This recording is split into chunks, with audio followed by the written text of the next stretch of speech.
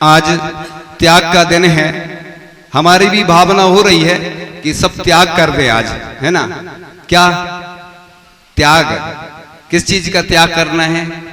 तो बहुत सारी जो हमारे अंदर भाव आते हैं उनका त्याग करते हैं, लेकिन समय सीमित है। तो जो जिनेन देव की पूजा अर्चा स्तुति किया करता है, रथोत्सव प्राण प्रतिष्ठा महोत्सव में दान दिया करता है, जो जीवों के दुख दूर कर सुख से जिया करता है, जन्म जन्मांतर में प्रतिदिन उनके घर धन वैभव विजय का बाजा बजा करता है। तो जो दान देते हैं उनकी प्रसिद्धि पूरी दुनिया में फैल जाती है। आचार्य ऋषि जब भी कोई कार्य करते थे तो पहले बुलाते थे, और गाय का दान करना हो तो कहते थे एक साथ घोषणा करो, क्योंकि लोग दान कमरे में नहीं देते हैं, सबके सामने लोगों के भाव भी बन जाते हैं देख देख के। तो भावना दान की होती है, क्योंकि उत्तम त्याग का दिन है। तो त्याग तो 12 महीने करना चाहिए, लेकिन जिस दिन जिसकी बारी होती है, जिस दिन शादी होती ना, तो गिफ्ट देने जाते ना, ऐसे भगवान का कोई कल्याणक होता है, मोक्ष कल्याणक, तो लाड़ू अर्पण करते हैं, है ना। और कंपटीशन होता है, बड़े बड़े लाड़ू लाते हैं। यानी हमने देखा है लोगों को देखा देखी करते हैं लोग। अगर कोई नहीं करेगा तो भीड़ नहीं आती ना, तो कई बार देख देख के लोग भग जाते हैं, अरे कोई है ही नहीं, कोई है ही नहीं। और जब प्रवचन शुरू होते हैं धीरे धीरे भीड़ आना शुरू होती है। पंचगलड़क में बोली लगती है सौधर्मिंद की, इसलिए लगाई जाती है कि सबसे पहले शुरुआत कौन करता है। जितने लोग हैं तो सौधर्मिंद बनने के लिए भावना रखते हैं।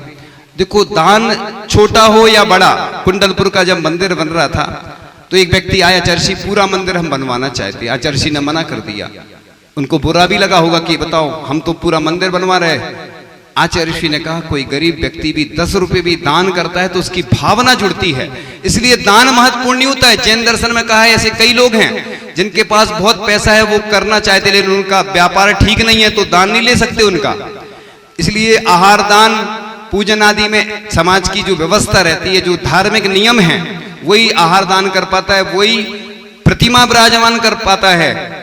इसलिए ऐसा नहीं सोचना कि सबको ऐसे अवसर प्राप्त होते हैं। हमेशा जिन मंदिर ही जिनको भाता है, जिन मंदिर का निर्माण जो कराता है, उस साथी से पुण्य के फलस्वरूप बंधुओं निश्चित ही वह स्वयं सुरक्षित हो जाता है। दान भगवान बनाता है, दान शत्रुओं का नाश करता है, दान से पूरे दुनिया में प्रसिद्धि फैलती है। अपन को लेकिन नाम की इच्छा नहीं रखना। कई लोग कहते हैं हमारा नाम लिखवा दो पूरे कुटुंब परिवार का जो स्वर्गीय हैं, स्मृति में है। हमने बोला था ना कि जहां भी पूरे देश में ऐसे आचार्य ऋषि के लिए कम से कम 108 तो ऑडिटोरियम बनना चाहिए जिनमें आचार्य ऋषि के चित्र लगाए जाए। अभी एक स्थान पर चंद्रगिरी में आचार्य ऋषि के चरण भी विराजमान किए गए। मैं तो कहता हूं एक नगर में 108 भी अगर चरण विराजमान हो जाए तो कोई बड़ी बात नहीं। आचार्य भगवान ने तो सब दिया है, हम क्या दे सकते। तो हर नगर में आचार्य ऋषि के चरण विराजमान किए जाए, आचार्य ऋषि के चित्र लगाए जाए, है ना, जिससे कि आचार्य ऋषि ने जो काम किए हजारों साल तक सुरक्षित रहे। तुम जो काम करोगे, अपने लिए कार खरीदोगे, वो कार खराब हो जाएगी, मोबाइल खराब हो जाएगा, लेकिन मुझे पूरा विश्वास है तुम जो प्रतिमा विराजमान करवा के जाओगे, जो मंदिर के लिए देके जाओगे, गौशाला के लिए, पाठशाला के लिए, वो हजारों साल तक बल्कि कई भवों तक तुम्हारे साथ में जाने वाला है। इसलिए डरना नहीं। और किसी के पास दान देने के बाद कमी आए तो हम तो हैं ही, सो चिंता नहीं करना, करवा देंगे व्यवस्था। लेकिन ऐसा कुछ नहीं है। इस नहीं पिछी का मंडल नहीं, भक्त तो हैं, अरे अलग से बहुत सारे लोग हैं देने वाले। देखो कोई कुछ बीमार होता है तो अपन आजकल व्यवस्था है तुरंत लोग दान कर देते। तुरंत तो नहीं होता है, अलग अलग जगह अलग अलग व्यवस्था है। पहले दान अलग टाइप से होता था, आजकल पूरी व्यवस्था है और देश और दुनिया में पूरा नाम भी हो जाता है। जो अच्छा दान करता है, बड़ा दान करता है तो पूरे दुनिया में प्रसिद्धि हो जाती है। पहले तो माइक से बोलते थे अकेला, तो बस उतने ही लोगों को मालूम रहता था। और आज चाहे बुरी चीजें हो चाहे अच्छी चीजें हो, तो हम तो अच्छी चीजों के लिए हमेशा समर्थन करते हैं। और हम तो कहते हैं जिनने उपवास किए हैं उनका नाम पूरी दुनिया में प्रसिद्धि को प्राप्त हो। जिनने जो त्याग किया है, चाहे मुनिराज हो, चाहे प्रतिमाधारी हो, चाहे सामान्य श्रावक हो, जो भी जिस प्रकार से दान कर रहे हैं उनकी प्रसिद्धि पूरे में फैलना चाहिए। क्योंकि अच्छा काम किया, अच्छे काम को तो बिल्कुल अपन को बिल्कुल तन मन धन से उसकी प्रसिद्धि को फैलाना चाहिए। हमें जलन नहीं होती है, हमें तो खुशी होती है कम से कम इस व्यक्ति ने अपना समय तो दिया, कोई तन से, कोई मन से, कोई धन से, कोई समय का दान करते हैं। सब दान करते हैं, त्याग करते हैं। त्याग तो सर्वस्व का होता है मुनिराज। जिस दिन दीक्षा लेते हैं तो पूरी सब छोड़ देते हैं, लेकिन गृहस्थों को एक साथ नहीं छोड़वा सकते। हमें मालूम है लोगों के पास कितनी जमीन है, कितनी जायदाद है, बहुत सारे लोग हैं, लेकिन वो कोई काम में आने वाले नहीं है। चले जाओगे साथ में पाप का अर्जन करके ले जाओगे। लोग ऐसे ऐसे हैं जिनने इतना पैसा कमाया, दिन भर सुबह से लेके शाम तक दुकानदारी में मेहनत करते हैं, ग्राहक पैसा खा जाता है, रिश्तेदार खा जाते हैं, शेयर में लगा देते हैं। एक स्थान पे एक व्यक्ति आया, उसने कई लोगों को झांसा दिया, फंसा लिया, ब्याज ज्यादा देने लगा, बाद में रफू चक्कर हो गया, करोड़ों रुपए लेके वापस चला गया। ऐसी कई कंपनी हैं। मतलब लोगों को जहां लालच आ जाती उधर तो फंसा देते पैसा। जैसे ही दान की बात आती तो लोग आते नहीं हैं, खिसक जाते हैं, भग जाते हैं। अरे ये सोचो, ये तो बड़ा पुण्य वर्धन का महोत्सव है, तुम्हारा पुण्य बढ़ाने वाला है, डरना नहीं। और डर जाओगे तो तुम्हें कोई पूछने वाला नहीं है। एक से करोड़पति घूमते रहते, कोई इज्जत नहीं उनकी, ना घर में इज्जत ना बाहर इज्जत। पैसे से इज्जत नहीं होती है, ये भूल जाओ तुम लोग कि महाराज जी लोग पैसे वालों की इज्जत करते हैं। हम लोग उसकी इज्जत करते जो उपवास करने बैठे हैं, जो उपवास कर रहे हैं, त्याग करते हैं। आपने देखा होगा कि कलश स्थापना होती है, पिछी परिवर्तन होता है, दीक्षा होती है, बड़े बड़े कार्यक्रम क्यों होते हैं सबके सामने? ये इसलिए होते, पहले कमरे में हो जाते थे सभी, और कई संघ के तो कलश स्थापना आदि नहीं करते हैं, ये अपनी अपनी व्यवस्था है। लेकिन मैं तो कहता हूं कि जो भी काम करो अच्छे से दिखा के किया करो, है ना? क्यों करो? इससे क्या दूसरे लोग भी देखते हैं, प्रेरणा लेते हैं, उनका भी मन होता है करने का। खरबूजे को देख के खरबूजा रंग बदलता है, इसलिए अच्छे से किया करो, डरो नहीं।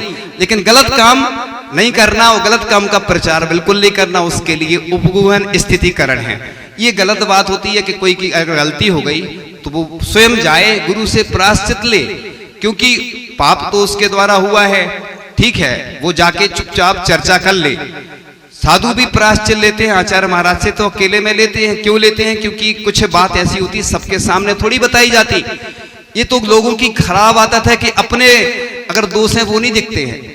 कई लोग क्या करते हैं, अपने दोष छुपाने के लिए भी ऐसा करते हैं। इसलिए जो त्याग कर रहा है उसकी अनुमोदना करो, उसकी प्रशंसा करो, इससे तुम्हारा पुण्य बढ़ेगा। तो जिन प्रतिमा जो स्थापित करता है, स्थापन कर जो निध हृदय में धरता है, वह नर पुण्य कमा कर बंधुओं तीर्थंकर प्रकृति का बंद करता है। इसलिए लिखा है जो दान करता है वो भगवान बनता है, महान बनता है, और उसके जितने शत्रु हैं वो मित्र बन जाते हैं। प्रसिद्धि तो फैलती ही, वो बता ही दिया। ऐसा लिखा है कि जो छोटी सी प्रतिमा भी विराजमान करता है, यानी कुंदरू के बराबर, बेलपत्र बराबर, उसकी महिमा का वर्णन करने के लिए कोई समर्थ नहीं है। इसलिए हमारी तो भावना है पूरे देश में और विदेश में भी आचार्य ऋषि के चरण ऐसे स्थापित होना चाहिए। जहां जहां तक हमारी बात पहुंचेगी वो सब तैयार हो जाएंगे, और जहां भी पंचकल्याणक आदि होंगे वहां पर प्रतिष्ठा होती जाएगी। और आचार्य भगवान के जो भी यश कीर्ति है, आचार्य ऋषि की तो यश कीर्ति पहले से ही दुनिया में फैली है। लेकिन हम छोटे से शिष्य हैं, हम कुछ नहीं कर सकते हैं, लेकिन लोगों को प्रेरणा तो दे सकते हैं कि आचार्य भगवान ने तो वाकई में अपना पूरा जीवन इसी कार्य में लगा दिया। और त्याग के दिन आचार्य भगवान के आशीर्वाद से गौशालाओं के लिए विशेष दान होता ही है।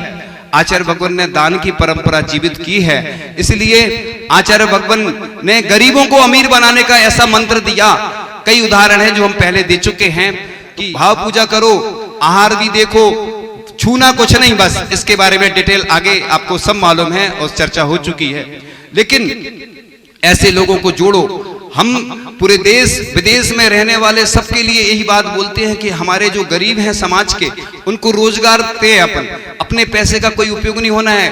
गरीब बेचारे रहते हैं, समाज में कोई बीमार रहता है, स्थिति खराब है, अपने आज कुछ है ही नहीं। सिलवानी में एक बहुत अच्छी व्यवस्था है समाज में कि अगर कोई गरीब होता है तो मंदिर से उसको राशि देते हैं, ब्याज सहित वो वापस देता है और बिजनेस करवाते हैं। कोई बीमार आदि है तो ये कितनी अच्छी व्यवस्था है समाज की। हम देखते हैं कि जब अपन दान करते हैं विधान में, पंचकल्याणक में, तो आचार्य श्री ने प्रतिभा स्थली खुलवाई तो क्या बच्चे पढ़ रहे हैं उनको निर्माल का दोष लगता होगा क्या? आचार्य श्री सब जानते थे। आचार्य श्री ने देखा कि राशि को लेकर लड़ाई झगड़े होते हैं तो उन्होंने फिर ये व्यवस्था बनाई। आचार्य श्री जैसा संत इस दुनिया में मिलना बहुत कठिन है। भले ही वो नहीं है लेकिन उनकी जब भी याद करते हैं तो आंखों में आंसू आ जाते हैं।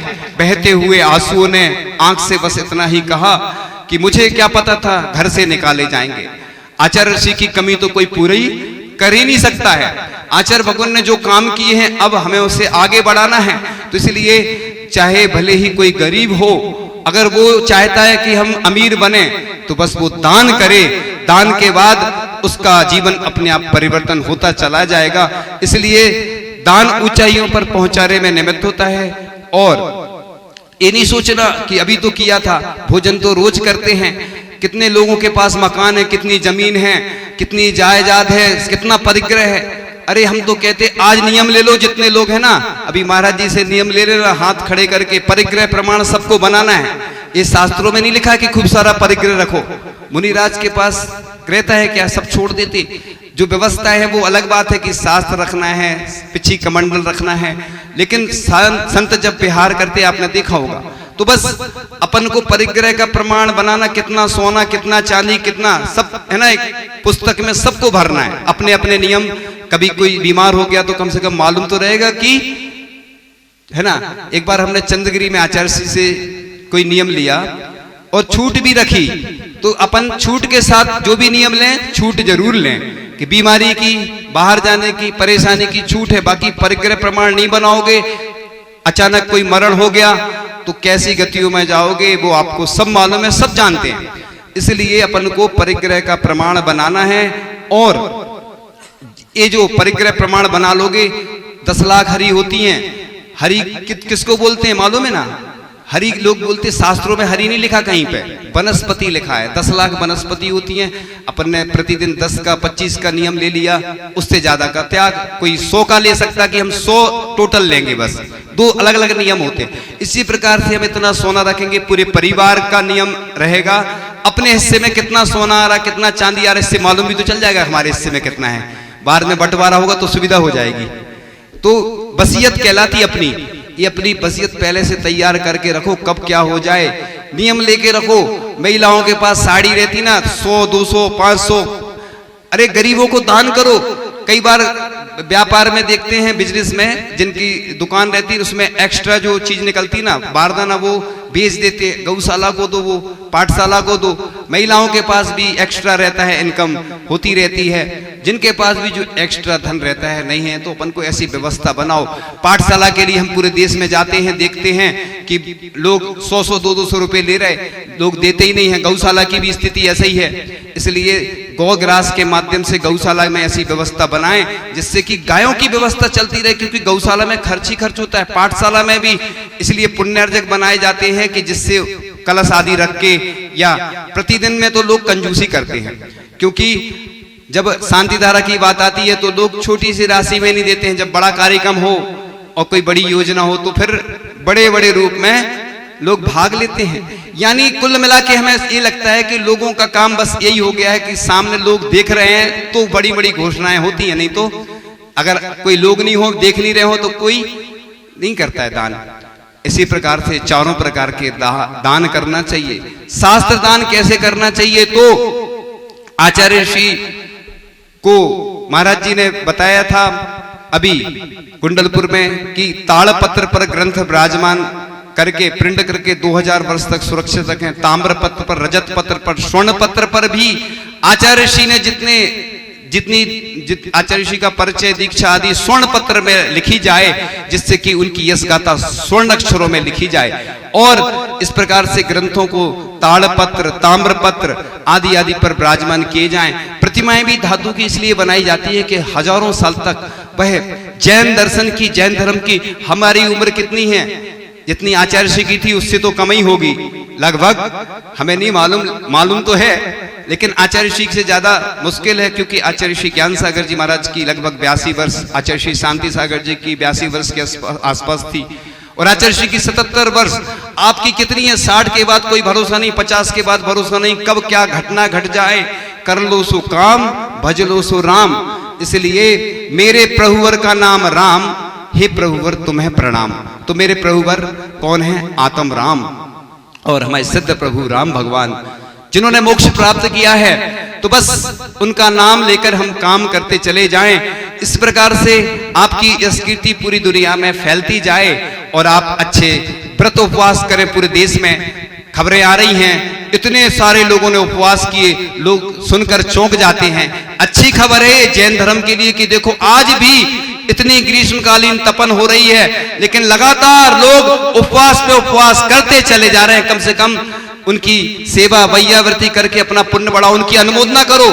मैं तुम्हें बहुत अच्छी चीज बता रहा हूं, जब भी कोई अच्छा कार्य हो तुम नहीं करना, भले ही करना तो नहीं कर पा रहे हो तो क्या करना, अनुमोदना करो, उसकी प्रशंसा करो, इससे तुम्हारा पुण्य बढ़ेगा। जैन दर्शन भाव प्रदान है। मैं हमेशा बोला करता हूं ना कि भावना करो कि रत्नों की प्रतिमाएं विराजमान करूं, स्वर्णमयी प्रतिमाएं विराजमान करूं, ऐसे जिनालय बनवाऊं। प्रतिदिन भावना करो, भगवान मुझे इतनी शक्ति दो।